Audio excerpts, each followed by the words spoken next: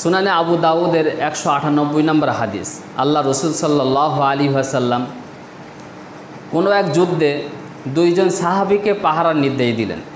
ওই দুইজন সাহাবী পাহাড়ের চূড়ার উপরে উঠে চিন্তা করলেন যে এত লম্বা রাত, দুজনেই তো জেগে লাভ নেই, তো অর্ধেক রাত করে একজন ঘুমাবে, একজন জেগে থাকবে। এই বলে ভাগ করে একজন ঘুমিয়ে গেল আর একজন জেগে আছে। যে জেগে আছে সে চিন্তা করছে যে এত লম্বা সময় বেকার বেকার বসে বসে কাটিয়ে দেবো, নামাজে দাঁড়িয়ে যায়। এই বলে সাহাবী নামাজে দাঁড়িয়ে গেলেন। সাহাবায়ে কেরামগণ যখনই সময় ফারেক পেতেন, খালি সময় পেতেন, তো হয় নামাজ পড়তেন, না হয় কোরআন তেলাওয়াত করতেন, না হয় আল্লাহর ধ্যানে মশগুল থাকতেন। আর আমরা যখন কোনো সময় পাই, খালি সময়, তো বসে আড্ডা দেই, গল্প করি, না হয় ফোনে সময় ব্যয় করি, যেভাবে হোক সময় নষ্ট করে দেই আমরা। গীবত, গিল্লা, পরনিন্দা, পরচর্চা, এই সমস্ত এতেই সময় পেরিয়ে যায়। অথচ এই সময় যে কত মূল্যবান, কত দামি, এটা চোখ বন্ধ হলেই বুঝে আসবে, তার আগে বুঝে আসবে না। তো সাহাবায়ে কেরামগণ যখনই সময় ফারেক পেতেন নামাজে দাঁড়িয়ে যেতেন, কিংবা কোরআন তেলাওয়াত করতেন, আল্লাহর স্মরণে লিপ্ত হয়ে যেতেন। আল্লাহ রাব্বুল আলামিন বলেন, ফাইজা ফারাগতা ফানসব, যখনই তোমরা সময় ফারেক পাবে, খালি পাবে, তো আমার ধ্যানে মশগুল হয়ে যাও। তো ওই সাহাবী অনেক সময়, লম্বা সময় দেখে ও নামাজে দাঁড়িয়ে গেলেন। নামাজ পড়ছেন, এমন তো অবস্থায় দূর থেকে একটা কাফের দেখতে পেল যে ওই পাহাড়ের চূড়ায় ওটা গাছ দাঁড়িয়ে আছে না মানুষ দাঁড়িয়ে আছে। এটাকে নির্দিষ্ট করার জন্যে ও একটা তীর নিক্ষেপ করলো। তীরটা সঙ্গে সঙ্গে তার এই ডান বাহুবলে গেঁথে গেল। ওই সাহাবী নামাজ ছাড়লেন না। ওই কাফের আবার একটা তীর নিক্ষেপ করলো। তীরটা তার আবার বাম বাহুবলে গেঁথে গেছে, বাম হাতে গেঁথে গেছে। তারপরে ওই সাহাবী নামাজ ছাড়ে না। তো ওই কাফেরটা দূর থেকে চিন্তা করলো যে ওটা যদি মানুষ হতো তাহলে অবশ্যই লাফালাফি শুরু করে দিত।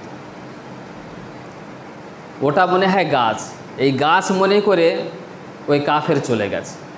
এদিকে এই নামাজরত সাহাবী চিন্তা করছে, যদি আবার একটা তীর, যদি তৃতীয় তীর এসে যদি আমার বুকের মধ্যে গেঁথে যায় আর আমি যদি শহীদ হয়ে যাই, তাহলে আমার কারণে সমস্ত মুসলমান ক্ষতিগ্রস্তর মধ্যে পড়ে যাবে, আল্লাহ রসুল ক্ষতিগ্রস্তর মধ্যে পড়ে যাবে। এই ভয়ে তাই তাড়াতাড়ি করে নামাজ শেষ করে ওই ঘুমন্ত সাহাবীকে ডাকলেন। ডাক দিয়ে বললেন, ও রসুল্লাহর সাহাবী, তাড়াতাড়ি ওঠো, মনে হয় আশেপাশে শত্রু দল চলে এসেছে। ওই সাহাবী উঠে দেখে যে জাগ্রত ব্যক্তির দুই হাতে দুটো তীর গেঁথে গেছে, তীর গেঁথে আছে এবং দরদর করে রক্ত ঝরতেছে। তখন ওই সাহাবী ডুকরে কেঁদে উঠে বলছে যে, তোমার দুটো হাতে তীর গেঁথে গেল, আমাকে ডাকলে না কেন, আমাকে একবার ওঠালে না কেন? তখন ওই সাহাবী বলছে, ডাকবো কিভাবে, আমি ভেবেছিলাম যে এত লম্বা সময় বেকার কাটিয়ে দেবো বলে নামাজে দাঁড়িয়ে গিয়েছিলাম। নামাজ পড়ছি, নামাজের মধ্যে সূরা কাহাফ তেলাওয়াত করছিলাম।